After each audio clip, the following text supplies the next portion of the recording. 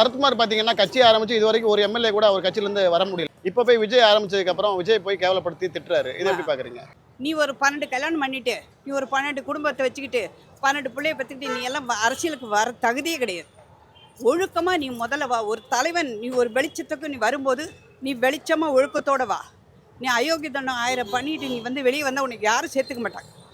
தமிழ்நாட்டு ஜனங்க அது பர்டிகுலராக தமிழ்நாட்டில் ஒழுக்கம் தான் முக்கியம். அது இப்போ குறைஞ்சிக்கிட்டே வருது. நடிகருங்க அதுக்கு எடுத்துக்காட்டாக இருக்கவே கூடாது.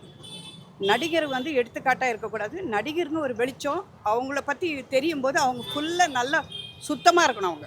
அவங்க தூய்மையான நடவடிக்கை, வார்த்தை, நடவடிக்கை எல்லாமே நல்லா இருக்கணும், தூய்மையாக இருக்கணும். நீ எல்லாம் படுறதெல்லாம் பண்ணிட்டு வெளியில் பேசுகிறவங்களுக்கு உனக்கு தகுதியே கிடையாது. எப்படி நீ பேசுவது? அடுத்தவங்களை பேசுறதுக்கு உனக்கு எந்த தகுதியும் கிடையாது. சரத்குமாராக இருக்கட்டும், கருணாஸாக இருக்கட்டும், வடிவேலாக இருக்கட்டும், அரசியலுக்காக அவங்களோட தனிப்பட்ட ஒரு சுயநலத்துக்காக மரம் விட்டு மரம் தாவுற